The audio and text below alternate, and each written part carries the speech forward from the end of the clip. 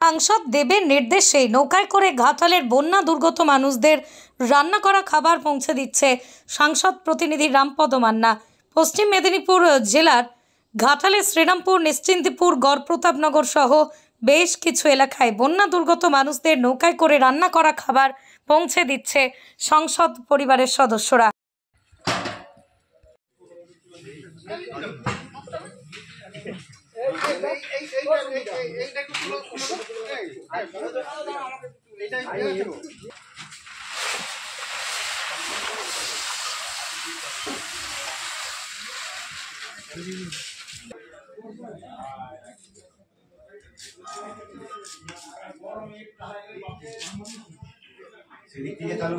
Change कर लीजिए change सामने लेना है देखिए सामने लेना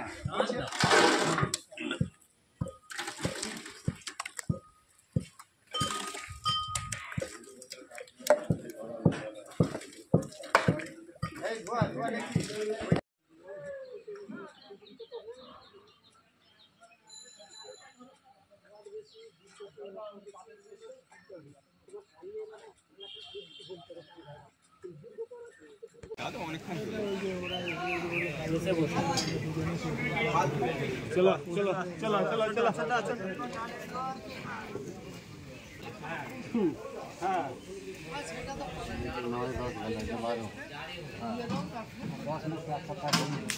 বিভিন্ন অঞ্চল বন্যায় প্লাবিত।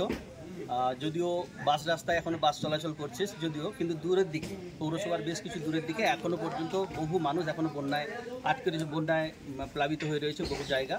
তো সাংসদ দীপক অধিকারীর উদ্যোগে আমরা বেশ কিছুদিন ধরে শুকনো খাবার দিচ্ছিলাম, সেই জায়গাগুলো আমরা নৌকায় করে যাচ্ছিলাম।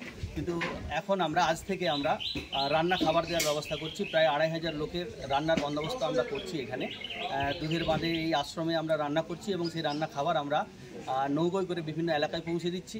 মানুষজন এখনও অনেক মানুষ এই জলের মধ্যে আটকে পড়ে রয়েছেন এবং তাদের জন্য আমরা এই ব্যবস্থাগুলো করছি সাংসদের উদ্যোগ নিয়ে, এবং সাংসদ বরাবর আমাদের সাথে যোগাযোগ রেখে চলেছেন এবং তেনার কথা মতো আমরা এই কাজগুলো করে চলেছি।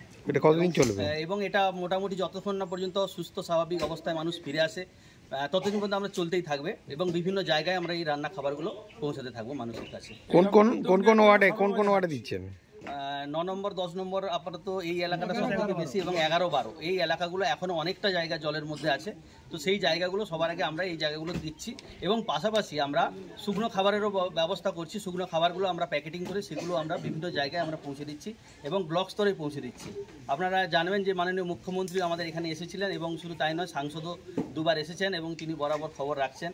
প্রশাসনিক লেভেলেও সমস্ত প্রশাসনিক আধিকারিকরা এখানে বারবার আসছেন এবং ঘাটালের বন্যার জন্য সত্যি কথা বলতে একটা মানে বৃহত্তর এলাকা জুড়ে যে বিশাল বন্যার যে এটা তৈরি হয়েছিল সেখানে সবাই হাত লাগিয়েছেন। বিভিন্ন স্বেচ্ছাসেবী সংগঠনগুলো থেকে শুরু করে প্রশাসনিকভাবে সবাই এগুলো এগিয়ে আসছেন এবং বিভিন্ন রাজনৈতিক দলও আসছে আশপাশ। অবশ্যই সকলকে ধন্যবাদ জানাই। আমরাও চাইছি আমাদের মতো করে যতটা পারবো মানুষের পাশে গিয়ে দাঁড়ানোর চেষ্টা করব এবং আপনারা মিডিয়াও গতকাল আপনারাও মানুষদের পাশে গিয়েছিলেন। সুতরাং এটা দেখা যাচ্ছে যে প্রত্যেকটা স্তরের মানুষ যে যার মতো করে মানুষের সহযোগিতায় হাত বাড়িয়ে দিয়েছেন এবং আমরাও আমাদের সাংসদের কথা মতো আমরাও সেই উদ্যোগে হাতে লাগিয়েছি এবং এই রান্না খাবারটা আমরা বরাবর দিতে থাকবো যতদিন না পর্যন্ত সুস্থ স্বাভাবিক মানে জনজীবনটা ঠিকঠাকভাবে জায়গায় পৌঁছায়।